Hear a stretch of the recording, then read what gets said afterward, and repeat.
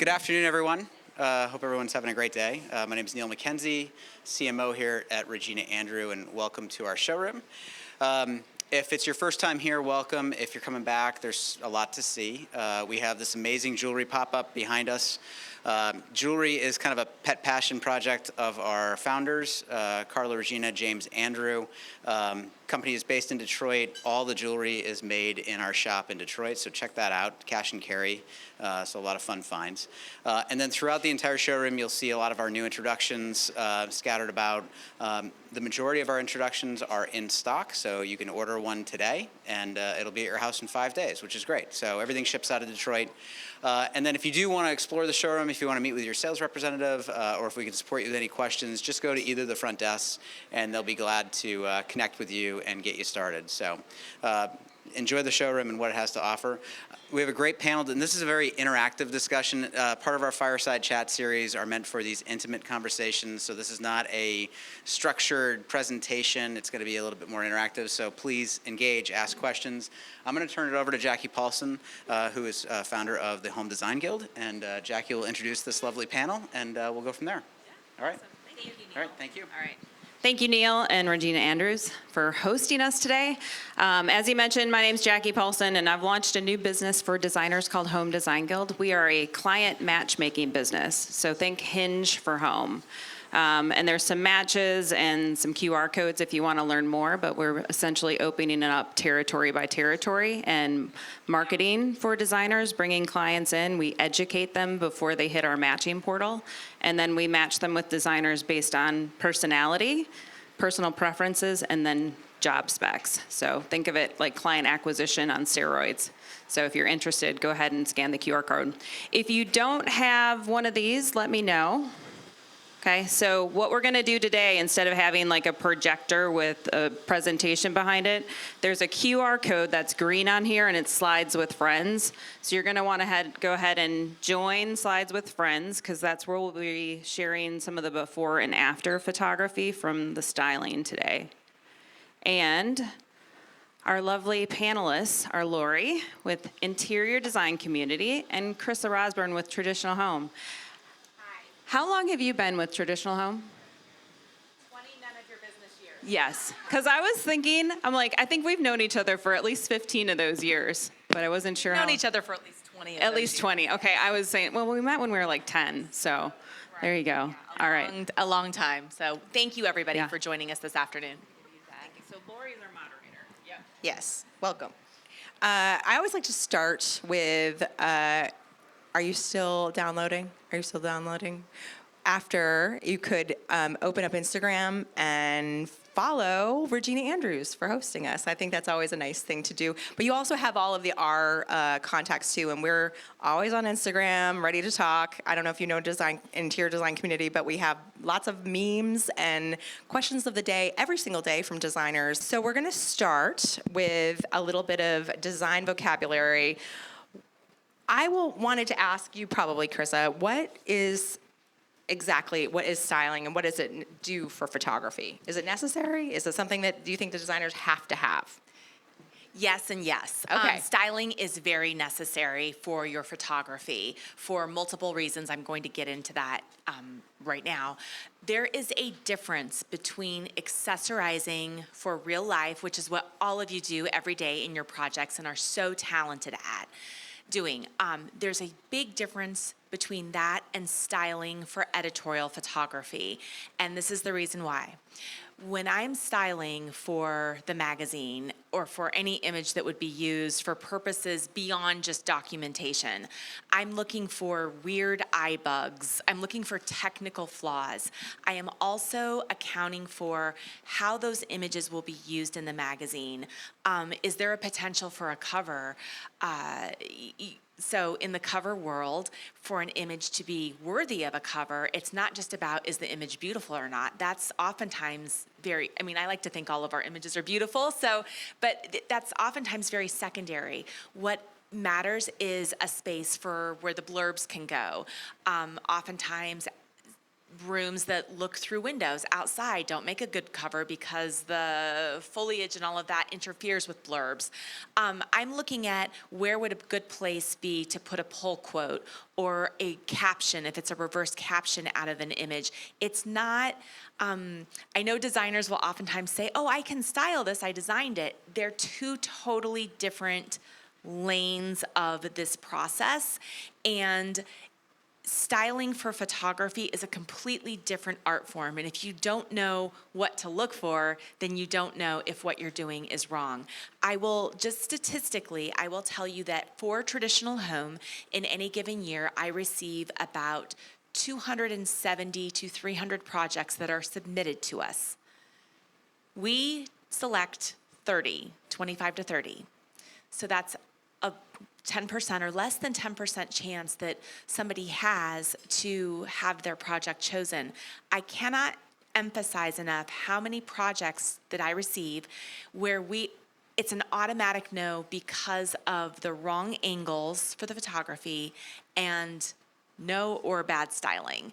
And again, we get things like plants growing out of sofas, or if we have people in the shots, plants growing out of heads, and all sorts of things like that they seem kind of funny to talk about, but they're very unsightly. And I want everybody to remember that a magazine page this is the maximum size that your room is going to be shown. Probably not even the size, unless it's a full bleed image. It's probably going to be reduced smaller than that. So all of those little styling mistakes, they matter because you're already reducing a grand space, what is a real life room, to this diminutive size. And so we want to make sure that every image has clarity, that every object that is seen is something that you can read and tell what it is, that the styling makes sense. We still get bowls of apples on beds, and it's like, who eats apples in bed? It's like sticky. At least with the crunchy stuff, you can go like this, right? So the styling has to make sense. And so we see all sorts of mistakes like that they don't really matter day-to-day life, because the bottom line is you guys are creating environments for your clients where you want them to live.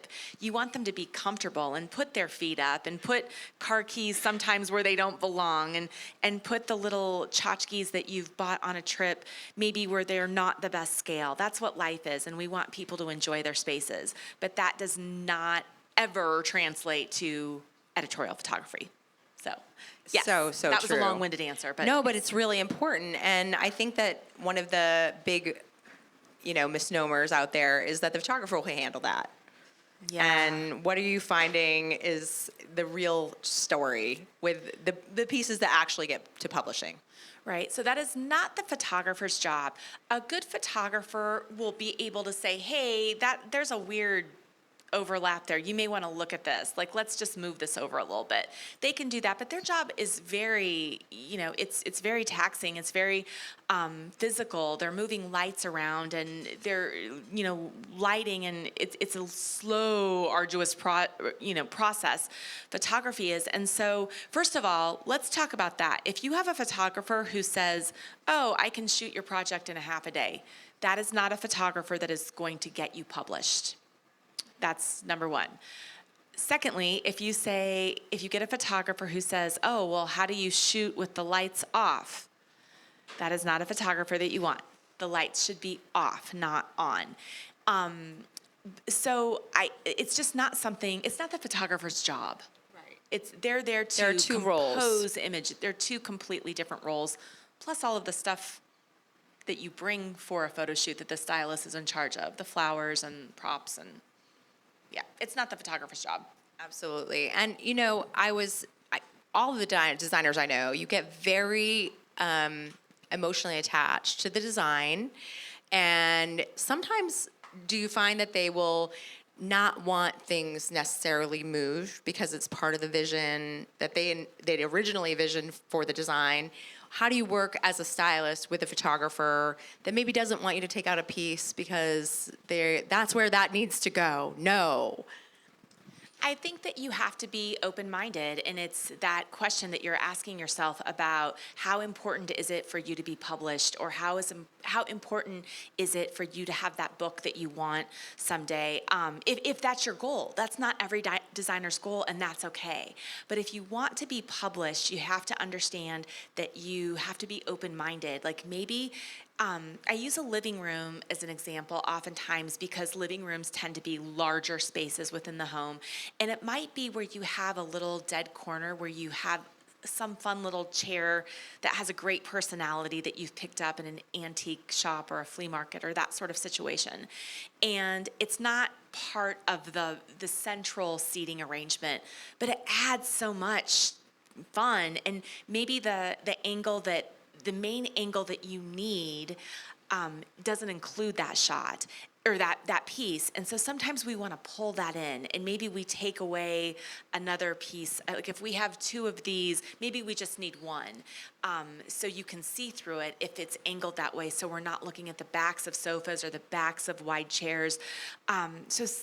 Things need to be removed sometimes. And the inlaid box that the client bought on a trip to India when the two of you were shopping together that is too small for the cocktail table, but it's okay day to day, it's just not going to look good in photography. So we remove some of those things, and the designers have to be okay with that. Yes, yes, yes. Yeah. And that lived-in look, everyone wants that effortlessly chic photography. How do you achieve that? The lifestyle look, that's what people want, for it to be lived in and look like people actually live there. We achieve that by loosening things up, and that's another big mistake that I see when I receive project submissions is everything is a little too tight and perfect. And the example I use for this is always the kitchen countertop or the pantry. So we get a lot of pantries, and okay, here we go with a dozen bottles of Pellegrino, those beautiful green little bottles, and they're all perfectly lined up just like this. I always say to people, I don't know, let's just take a raise of hands. How many people have a son? Anybody in the room? How many of them are teenagers? Nobody has a teenager, or somebody who used to be a teenager. Anybody has okay. All right, so I always, for the Pellegrino, the bottles of Pellegrino that everybody wants, I always say, pretend you asked your 14-year-old son to help you with the groceries, and you told them to put the bottles of Pellegrino on the countertop. However they would do it, that's what looks perfect. When they're a little messy, one may be knocked over, that's what looks good. That's how you achieve that lifestyle look. But it's very difficult to achieve because we're programmed to want everything lined up and just so. But I will say, there's a difference between American lifestyle photography and then that kind of sloppy European look where things are just sort of thrown and messy. There does have to be some sort of system, method to the madness, if you will. So you achieve the lifestyle look by just, again, knocking over a bottle or two or making things not so perfect. I have been to a lot of photo shoots with designers and stylists, and the preparation that goes in before. Can you talk to us a little bit about what that looks like for a designer? Because it's an expensive day. You have to get the client out of the home usually. It's a lot of coordination. So not having the right pieces, I think, would be a really, bad decision. It's a big investment. You have to look at photography as an investment, and anytime you spend money on an investment, you need to research whether it's a car or photography or whatever it is, or a new sofa. And so, yes, photo shoots require a lot of preparation because if your clients don't have the right pieces, then they need to be brought in. First of all, there's the flowers that need to be purchased and brought in. That's one thing. If you want anything interesting beyond a hydrangea, by the way, hydrangeas can be your best friend, actually. But when you want a more sort of unique flower, those sometimes need to be ordered in advance. So you're looking at, 3 weeks maybe, depending on where you live, that they may not have some of those unusual stems that are so cool and the branches that people are using now. So there's the preparation there. There's also the collecting of all of the props and pieces. And one of the biggest questions that I'm asked oftentimes is, do you come in with trucks full of furniture? No, we definitely don't do that. We rely on the furniture that's already there because usually it's frankly beautiful. We don't need trucks of furniture. But sometimes we need coffee table books that have spines that are more neutral. I'm not picking on them at all because I own these books and they're so cool, but everybody remembers the Aceline books from a few years ago, the Capri and the Saint-Tropez and all of those. They're so cool, but they're really, really bright colors. And in photography, they can become a real eyesore and super distracting and a design element that's not necessarily good in and of itself. So you have to really analyze what your arsenal of props looks like and what the contents of your project look like. Do you have the right books? Do you have the right number of vases? Some people have those, some people don't. Some people have just the glass vases that they come in from the florist, but making sure that you have different varieties, different materials, not just glass, but ceramic. If you're going to have glass, maybe it's not just clear glass because that's kind of icky. Maybe it's colored glass or cut glass, some crystal in there for a little sparkle. So it's making sure that you have a variety and a large scope of different types of props that can sort of come in and out for any given situation. Because the camera, I always say, I'm not the boss, the photographer's not the boss. The camera lens is the boss. And so what the camera lens says is what we have to adapt to. Right. And, I've actually was on a photo shoot where it's a kitchen and the Dutch oven that they chose, what proportionally wasn't right. And it was really little mistakes like that can make a huge difference. Oftentimes people have things that are too small. Yes. And small things don't show up in photography. Scale is everything. So it's very expensive to do styling and photography. Can you give us some other options when a designer might be looking for styling that might be a little bit more cost effective? Because sometimes the project, it just can get out of the budget for a designer. Right. Okay, so here comes my shameless plug. I'm going to give a little history for this problem. During COVID, a little bit of additional history. It used to be that magazines commissioned all of their own photo shoots, meaning a designer would submit scouting images, a magazine would say, yes, this is a project that we want to feature. The magazine would go back and photograph those projects and print them in the magazine, and the magazine owned all the rights to them. And if a designer wanted to use those images, they could, for a small fee, buy them from the magazine for usage and put them online or on a brochure or that sort of thing and use that photography. Now, magazines do not have the budgets to go photograph houses, every single one on their own.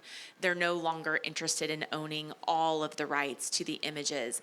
And when we do photograph them, we are not allowed to sell them to the designers anymore because it is our currency. And because of social media, we have no control over how often they're reposted and by whom. It would be great if it was just the designer, but we don't have control over where they go after that. And then contractually with our photographers, it just goes against what the contracts say. And so we don't sell the images. So if you want your project documented, you have to do that yourself. Fast forward to COVID. When COVID first started, we worked so far in advance, it wasn't a problem. But as time went on, we started to deplete our inventory and needed to shoot more more projects. And so we put a call out to designers and said, hey, we're taking projects, but they need to already be photographed. And I just cannot stress the number of projects we had to turn down that were some of the most beautiful interiors we've ever seen, but because the photography and the styling just were not right. And the problem is, at that point, we couldn't get back in to houses. You couldn't go anywhere. Even if we couldn't get flowers, or there was some reason that prevented us from reshooting. So I have started a little virtual styling service that I do, and instead of a day rate, it's just a flat fee that is significantly less than the day rate of a stylist, because I feel like I agree with what the industry is saying. You do have to have a stylist for your projects. What you don't necessarily need is an on-site stylist for every single project. I think you have to pick and choose. When you have that hero project where the client has given you the big budget to really stretch your design wings and show off your creativity, I think that's when you hire your best photographer and hire a stylist to be on site to do all of their things. Then there are those projects that keep the lights on, that maybe it's like, oh, this isn't my favorite project, but I took it and it's paying some bills. And all designers have projects like that. Even the biggest names in the business have those projects. And so I'll give an example. I just did a virtual styling for a big designer here who has licensing deals and all of the fancy glossy books and all of that. And this designer did a country club. And she knew it wasn't going to go into a magazine or anything like that, but she thought there is potential for this to be in some sort of hospitality magazine. It ended up in a golf magazine, but we did the whole thing virtually. And that included my deliverables of the proper shot list that includes the orientation of the images, vertical, horizontals. You guys would laugh if you saw, again, how many projects that are submitted to me with all horizontal images. And the problem is the magazine is shaped like this, not like this again. So, making sure that they have the proper orientation, making sure that the angle, we just get all the wrong angles.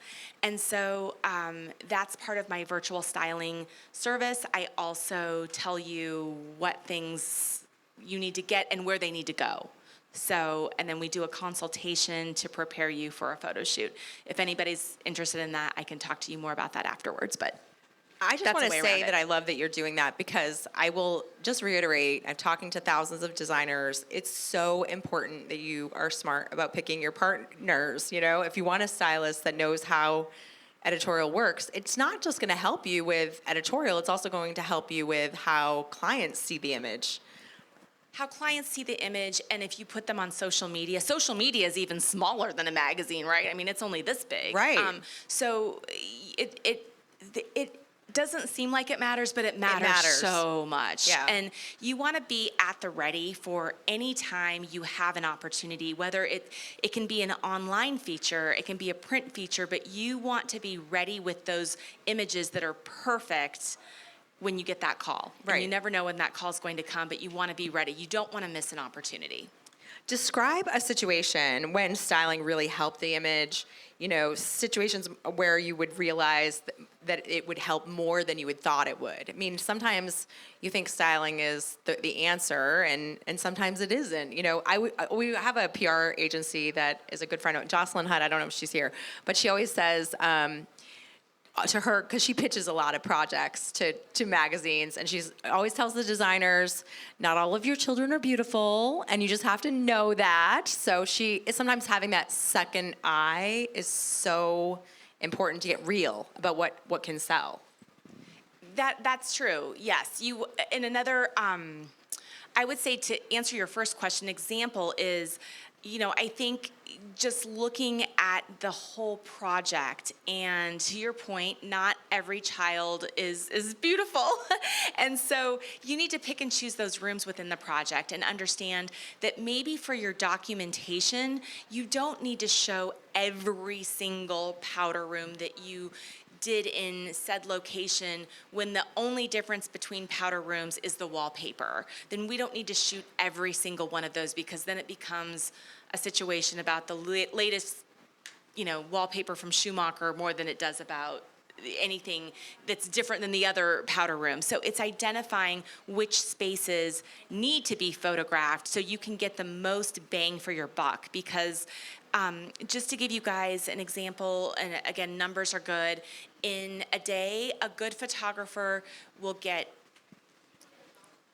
maybe 8 to 12 images.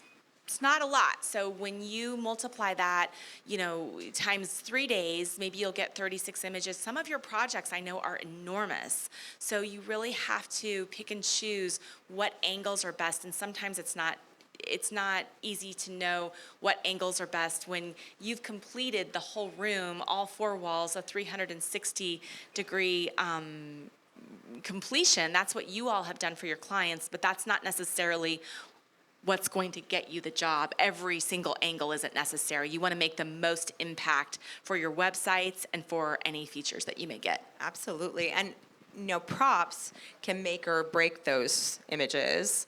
What tips do you have about props? I mean, living with the props, that we all have in our homes versus the props you would need for styling. Any tips about props? Because that can be the deal breaker, I'm assuming. Start collecting now. What nobody knows from an image, I don't know if your throw blanket on the sofa came from, well, I know if it comes from Hermes, right? Because everybody has the H sofa. Yeah, let's not use that anymore. That's been used to death, and we don't need to see that in styling anymore. But my point is, nobody knows if the throw is cashmere from Yves Saint Laurent or if it's from Target.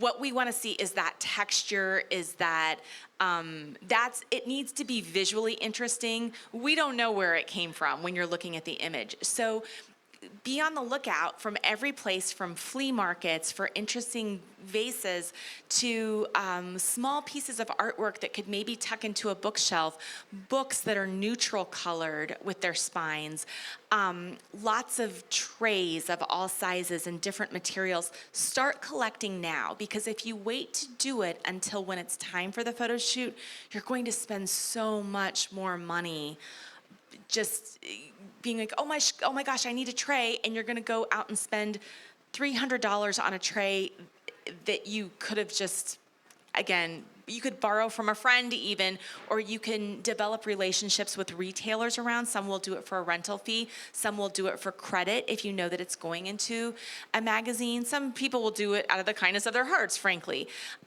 So I think just start collecting your objects now. Make sure that you have 4 or 5 throw blankets. Make sure that you have lots of books, lots of vases, not only glass, but again, a little crystal, some ceramic. Make sure that your vases don't have mouths. If it's a big bulbous vase, you don't want it to have a mouth that's this small, so you can only put like 2 palmetto leaves in it if you live in the mountains, right? So we need it to have a bigger mouth so we can put branches in it or something else. That's another common mistake that they'll show up with 20 vases, and they're the ones that go like this, and you only have this much room to work with for flowers. So, like a 4-inch mouth at least is good. Make sure you have little bud vases for next to the bedside table. And then all of those things that you wouldn't think of, like a pair of reading glasses to put on the bedside table, a book, like a book that you would, a novel that you would read or something like that. Those little, styling for a kitchen is making sure that you have bread, grapes, lemons, all the citrus. And then just when you think you've bought enough, it's like, oh no, you actually need 4 times that to fill the bowl. So there's so much preparation that goes into it, and you really need somebody who thinks of every possible situation. And then that's just the fundamentals. Then if you want it to look fun and have its own personality to bring in those found objects, and the client may already have those, you as the designer may already have those, or they may need to be borrowed from an antique shop, but things that are interesting to make each project unique. Well, that was all the questions, but I have one more for myself. One more, because I really am curious about this. Do you supply that for them if they're working with you in e-design? Do you supply the long list of things that they should start collecting? I do. Okay, that's wonderful. I supply that because list. I would do that Yes. if I were you. Yes. Because you So- can buy all the wrong things too. You can buy all the wrong things. Yes. So, yep. Yeah, I think it's important to plan. Like, as a brand marketer, when we would do photo shoots for catalogs, we would have weeks and weeks of planning for a catalog or a photo shoot or things like that. So you're pulling go-bys, you're pulling all the things. And we used to say, one of the things I just wanted to mention, because you were talking about vertical versus horizontal, we would call it shooting to layout. So if you know you're doing this photo shoot, and it might be just because you want to pitch it to a magazine, and that's wonderful. Make sure you know the orientation of the magazine and how they're using that photography. But if you want to do it in a postcard, like if you're going to do a direct mail, or you're going to do a mini catalog, or you're going to do a book, or you're going to do a website, or you're going to do social media, make sure you know the format of how that's going to lay out, and the photographer knows that, and the stylist knows that, because you're going to shoot to layout, essentially, if you're not just doing it for a magazine.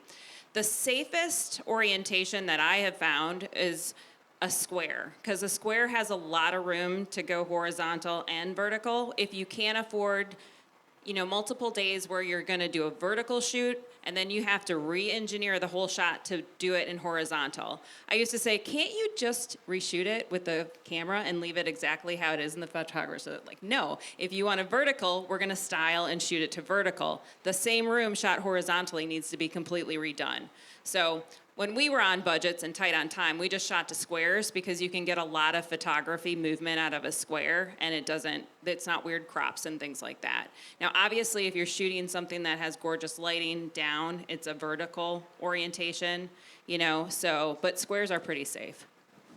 I agree with that, but we do need variety. I still think you do need I agree. So square is the safest. You do need variety. And for instance, at Traditional Home, we always do 1 or 2 spreads that are a full spread bleed. So when I say full spread, I mean 2 facing pages.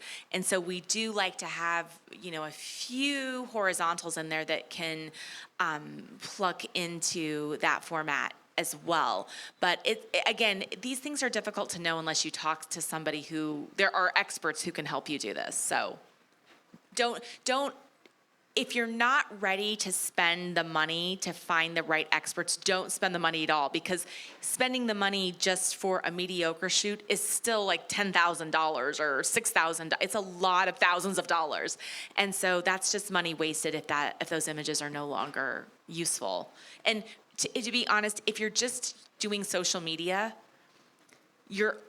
instead of wasting thousands and thousands of dollars for bad photography, if you're going to get bad photography anyway, you may as well use an iPad, because that will be better probably than bad photography, is what I'm saying. Like, don't spend your money on bad photography. Wait until you're ready to invest, and then get the right photographer and the right stylist. Yeah, and really think about, I heard this tip from another panel we were on, but think about what your brand is too when you're doing photography. So obviously it's going to lend to the room that you're styling, but say you do want to produce a coffee table book. It might not be in a goal right now, but you don't know how your goals are going to shift, and you want your brand and that consistency throughout your photography, even when you're doing your Instagram, right? Your Instagram you don't want that to look like a zoo all over the place. So you want to keep consistent with your photographer and your stylist and your lighting at a minimum. So it always looks like it's your footprint, right? Not the photographers and not the stylist. This is your photography, your look. So lighting is important, and you can kind of create a brand through the lighting style that you pick with your photography. One other tip before I forget that I have, it's a rule that I have for any piece of photography that you pay for, every single shot, it needs to serve at least 3 purposes. It's my rule of 3. Because again, I receive a lot of photography where it's a random vignette of, I don't even know what, of a piece of something, a random chair or whatever it is. And it's like, where would you use this? I guess if you needed a picture of a chair is where you would use it. But the point is, if it does not serve three purposes, so what I'm saying is if you're shooting a guest bedroom and it happens to be blue and green, we'll say that that's what the palette is. It could be go into a story on guest rooms. It can go into a story on color. It could go into a story on blue and white. A lot of, that's sort of a go-to combination that people have. So maybe it's a story just on blue. Like, let's identify, and that's part of my service as well. I can help identify where that photography can be shown, not just as a whole, but individual shots, because an individual shot can take 2 hours. To work on that, to light it, to prop it. And so you don't want to waste 2 hours on an image, on an angle of nothing. So My guess is that would also, the other benefit for a designer working with you in that way would increase the look of their other photography, because they're actually going to be learning how to style these spaces, because they're going to be doing it themselves with they're your going to be doing help. themselves with my guidance. So then all of your Instagram photography that you're doing yourself could be that much better for the lessons you're learning along the way. I love that. Yes, thank you. Thank you. I like it. I like it. All right, so we're going to transition into watching the magic happen, and this is one live of the slides demonstration. with friends. And while she's doing that, Laurie and I are probably going to talk a little bit about negotiating photography contracts, and I'm going to be dual purposing as the tech caster to your phones. So we'll see how this goes. We didn't Yay. do a run through, so Yes, no worries. it might be our guinea pigs. Bear with me. We're going to use all of the beautiful objects that are here at Regina Andrews to prop with. So it's a little different than I would normally do it. But before I turn it over to Laurie and Jackie, I kind of just made something up here. So we have, this is how a lot of things look. Maybe not because you styled it this way or this is what you specified, and because this is what happens in families. So, the Jones family goes to Egypt and they buy a little collection of, pyramids from the, I don't know, how long does it, how old is Egypt? These are really old, right? So they brought them home, and so we've got all of these little things, and then we have some, some greenery here. We're gonna add some life to this. We're gonna make everything bigger. But the reason I put this object here is we have a lot of this. People have a lot of interspace sculptures that they've either collected or picked up their travels, and they just don't know what they are. Like, this is a really cool thing, and looking at it right here, it's like, oh, that's a cool thing. It looks aged and it has some, little metallic going on. It's interesting, but in photography, again, reduced, you don't know what it is because the shape isn't familiar. So little bowls, little things are no good. So this is sort of my not great styling, and then I'm going to make it a little better as best I can while you guys are talking. So you guys do that, and I'll do So the before after should be on all of your phones right now if you scan the QR code. And you can kind of see how that translates in photography. So Krissa likes the lower angle, but when you're shooting down and up, you can see that the smaller pieces that she was talking about, they just look like blobs. Does anybody need the QR code? It's free.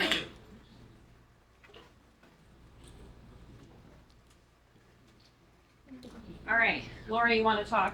Yes. So this is just something that, and talking to designers for a long time who invest a lot of money into photography, talk to me about contracts. And I'm sorry, I might need to take a sip of something.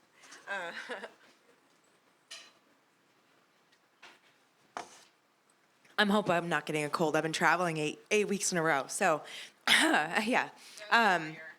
Yes, but it is a concern of mine. I mean, I love photographers, and I believe they deserve to be compensated fairly. And there's some amazing, amazing, amazing photographers in our industry. But probably about a few years ago, I noticed there was a group of photographers that had this group, and an email went out. And one of the designers sent it to me because she happened to be in this group. And it said, your profits don't stop at the photography. You can sell those photos because you own the copyright to brands, to, on any brand that is, and can you imagine that if that is your client's home, for that to, for products to be photoshopped out, other products to be photoshopped in, and it could be a background for anything and sold. And that is the photographer's right to do that because they own the copyright, which is what they do deserve because they are the photographer. But there are ways that you should protect yourself and your client, really, by looking at the contract and understanding your liabilities. And we've talked about it at length because we want to solve this issue for photographers and for designers so it's a fair arrangement and that everyone is getting what they need. So what are some of the mistakes that you think you've worked with so many designers in the years that you've worked and so many projects. What are the mistakes that are happening here? Well, from my perspective, I've negotiated photography contracts with photographers from a brand perspective. So whether it's for Curry and Company or Theodore Alexander, back in the day it used to be Henredon. I actually did photography with Barbara Barry, and she had some really iconic photography that she did with a photographer named Rodney Smith. But the one thing that used to always chap my hide was I would be planning the photo shoot. I was hiring the photographer. I was giving the go-bys because it was for these brands. And then the photographer would come in and say the usage rights are mine. And now you have to pay me more. So you're paying me to come in. I'm going to shoot it. And then when it's done, the images are technically still mine as the photographer. So now you have to negotiate license on top of it. And if I wanted to put it in something like Vogue Living or Traditional Home or whatever, it was a really high usage rate. And that just used to burn me, right? So there's photographers like Rodney Smith. He's no longer with us, but he had a particular style and a particular look. And you knew if it was Rodney Smith's shot, you totally are going to pay him for your licensing, right? But if it's a photographer and it's your brand look, there's a little bit more wiggle room on those licensing rights. And I'd go so far as to say, and this is, it's a shift a little bit in how photography contracts are negotiated, but I have successfully negotiated this way with photographers. When you're going to use them over and over, right? You're a designer. You're going to shoot a lot of photography over the course of your career, and you've got a really good relationship with a photographer. Be like, you know what, you're going to get all my jobs, right? So let's not worry about usage because your relationship with me and the dollars you're going to make are with the repeat business over and over and over. So let's not nickel and dime on licensing. And there are some photographers who are totally cool with that. Like the licensing is yours, it's not even an issue. So I would say try to start there, And if they say no, it's fine, but then know that it's okay to negotiate. It's not set in stone. And then the biggest thing I would say, and you say this more so than me, but read the contract. Like the biggest mistake I think we don't read the contract. Right. Copy and paste it and put it in ChatGPT and ask it what your liabilities would be. Because you are allowing that photographer into your client's home.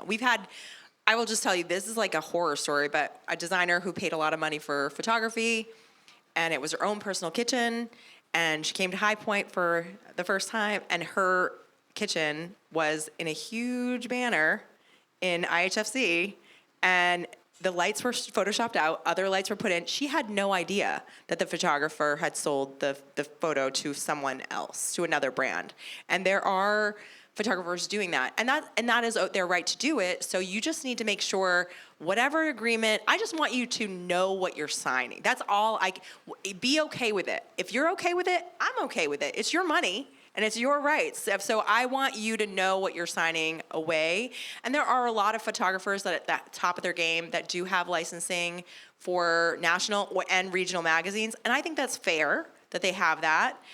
But I also have had issues where the photographer didn't want to give, even with that pre-arranged amount, did not want that designer to submit it unless they got the contact at the magazine. And that's not fair either. So you just need to protect yourself. Yeah, and I think another thing is if you work with if you have a representative, have the contract be your contract. It doesn't need to be the photographer's contract that you're signing. So we've got a blog on Home Design Guild's site, and one of the blogs is on negotiating photography contracts. And I literally have a contract in there that you can cut and paste. obviously read it, but it's more on the usage side. And we also have photography partners. We've got a whole partner program inside of our platform, and we go out and negotiate those contracts at the level up here so that when you're using a photographer who's in our network, we've already negotiated the usage rights.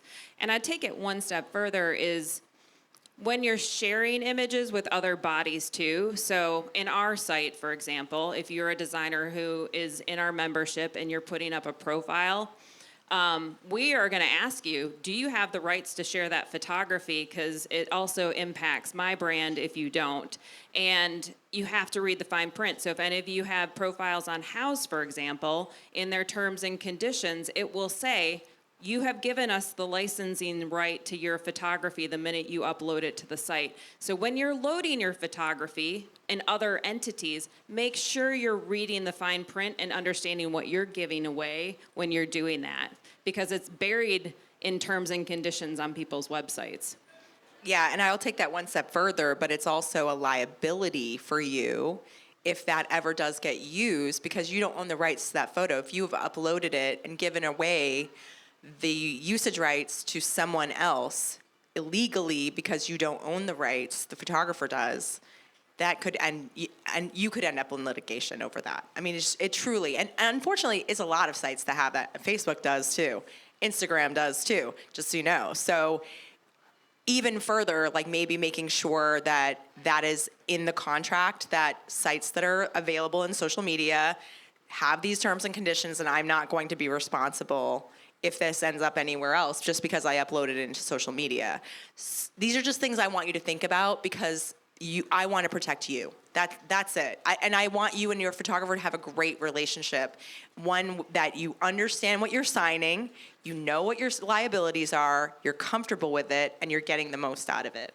Yeah, absolutely. All right, I don't know where is Krissa? She's over here. Okay.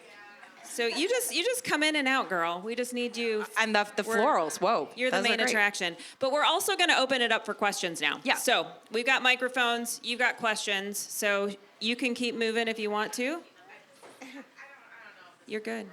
Yeah. Yeah. Yeah. Okay. All right. So anyone have a question for Krissa or Laurie while they're here, or myself? Okay. Yeah.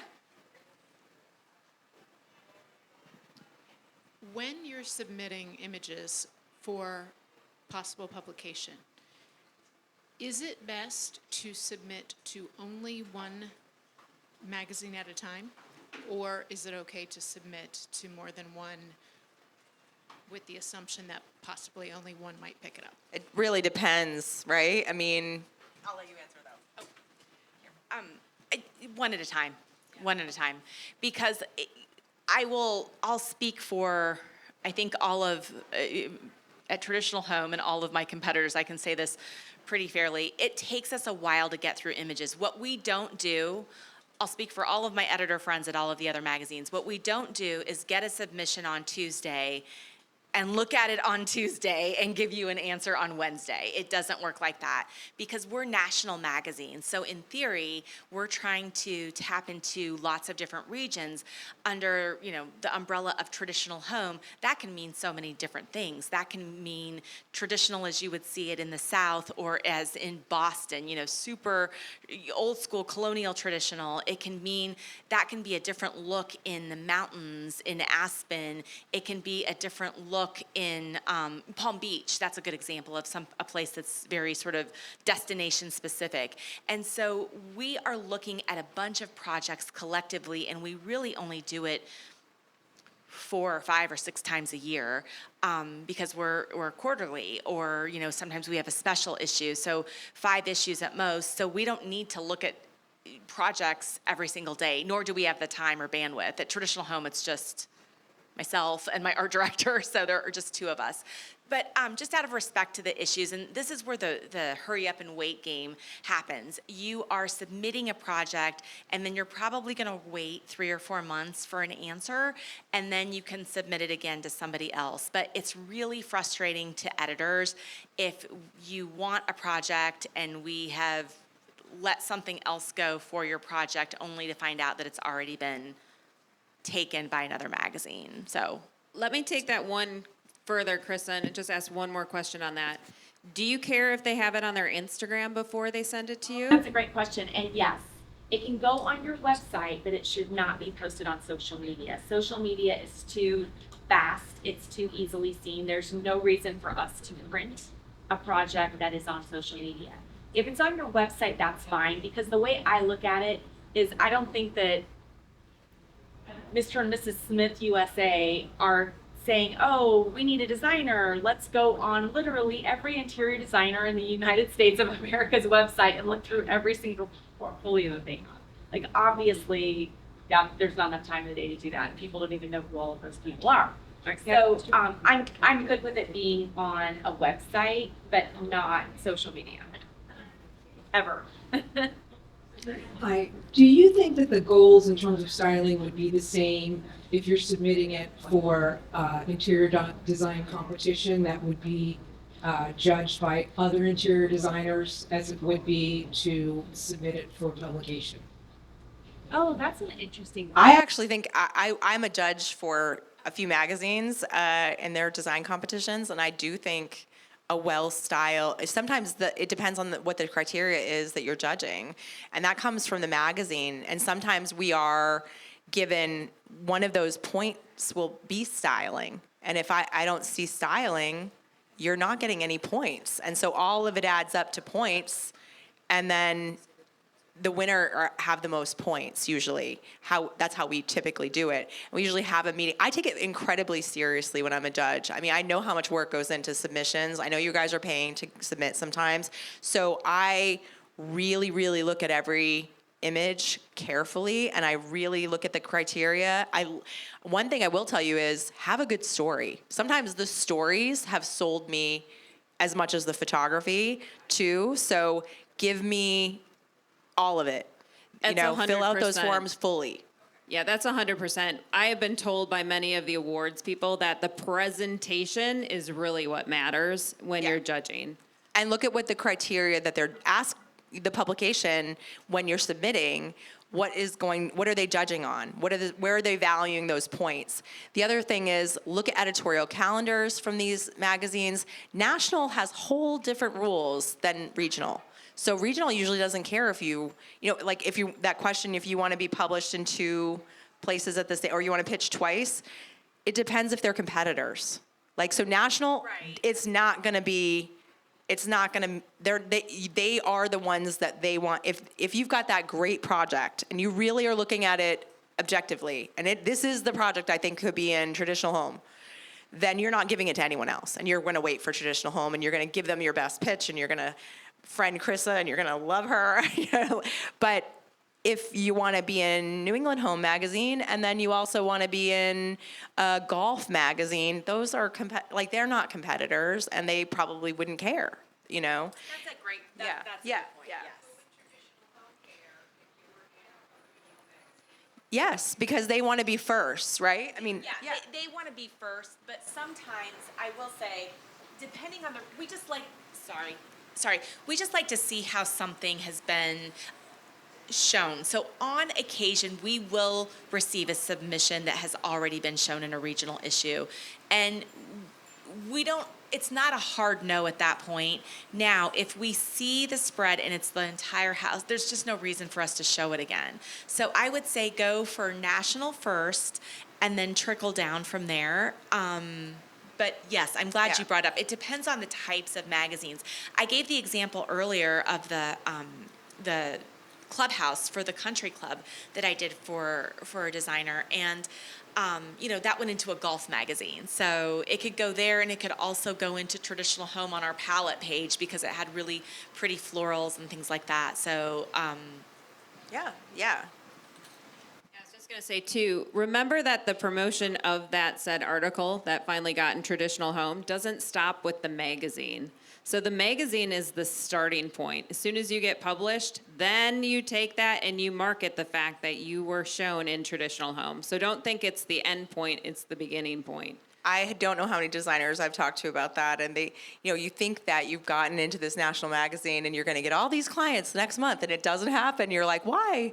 I finally got it there. I got the publication, and it doesn't happen. And that's often because those aren't your local customers, and sometimes those take a long time. But it might be sitting in someone's bag, and someday you're getting a call, and that's what happens.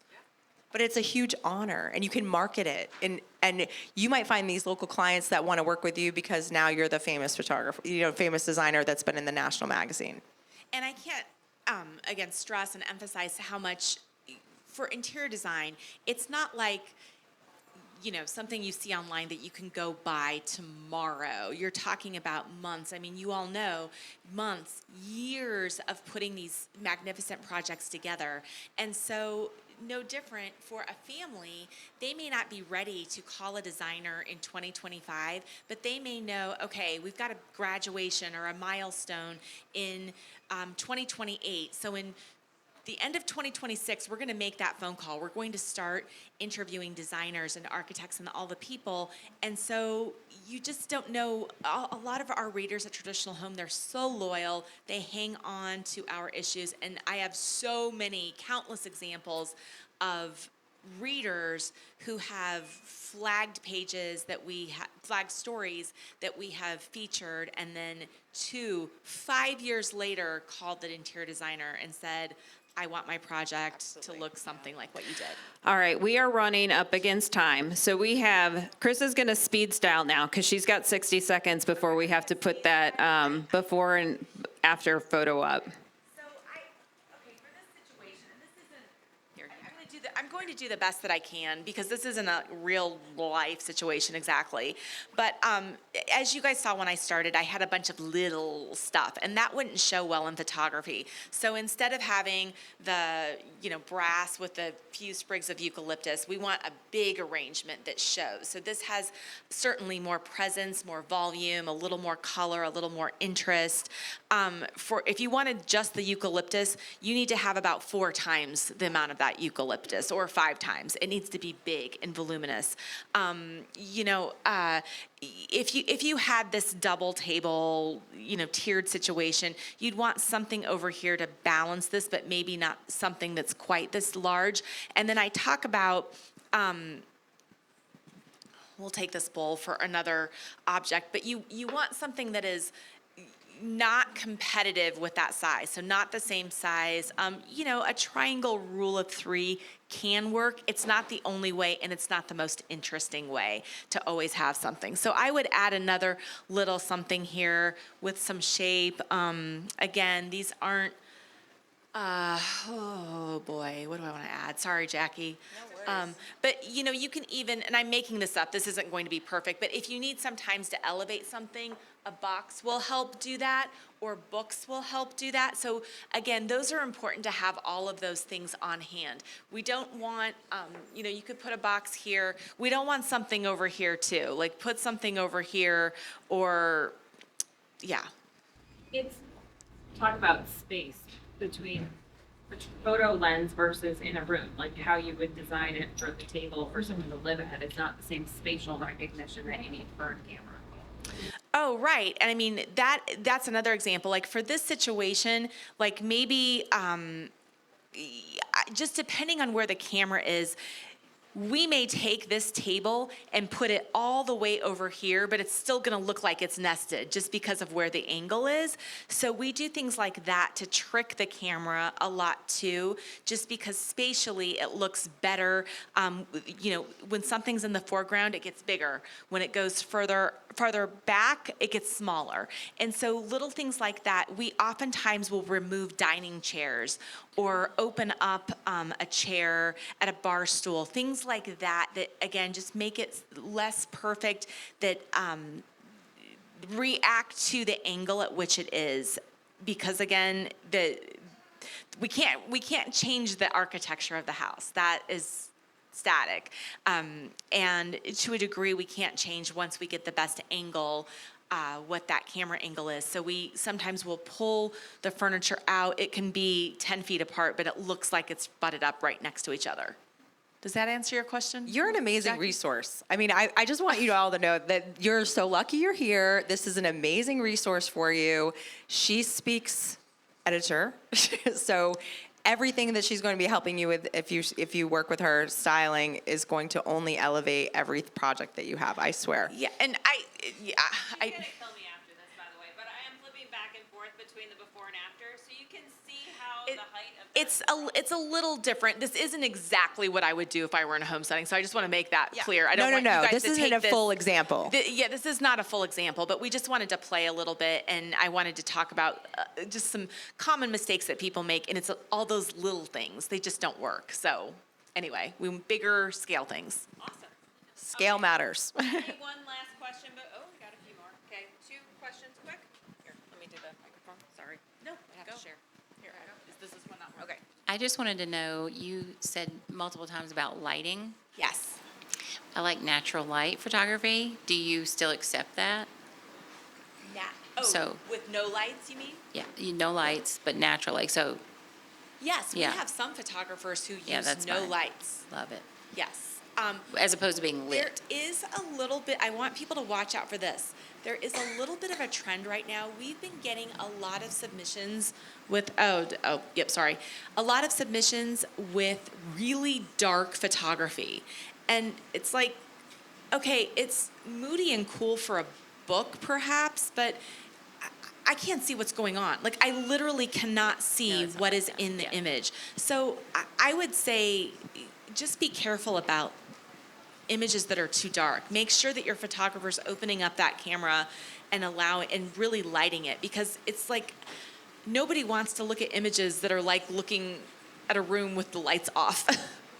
In real life with the lights off, right? Lights are, like, this showroom exists for a reason, because we need to illuminate our night so we can see. It's can be hard on the eyes. And I don't know if that's a photography trend. I don't know why, but it seems like we've received several houses lately that have been just shot too dark. So Even if the lights are off, the photographer can still have lighting. I mean, they bring their set lights there, and yeah, natural light, yeah. Sure, yeah. yeah. Sometimes it works and sometimes it doesn't. Yeah. And you just Depends need to have on the light, right? photographer it depends on Yeah. the light. Depends on the day. Yeah. So one recommendation I actually have is follow your local home stagers, because they're stylists. We style every day. So if you find somebody who resonates with your brand and your image, then you could actually hire them to be your stylist, or you can go borrow from their warehouse. I have a 5,000 square foot warehouse. I love half of that. it's accessories. Wonderful. But then that leads me to my next question. Since I'm a stylist, I don't have control of the photography. So I feel like my stuff's getting used on a regular basis. How do I protect myself as a stylist or home stager when I do reach out and request to purchase the photos, because I want to do it legit, and sometimes they give them and say, just tag me on it, that's fine. But if I don't know if mine's being If put I were you, anywhere. I would talk to the team in the beginning. And I would say, look, I really need some of this photography for my own, to show my work. If I'm the stylist, how can we work an arrangement so that I can use it on my website too? I mean, do you have that same issue? Because you are styling for designers. Are you able to put the images on your site to show that that's your work for styling?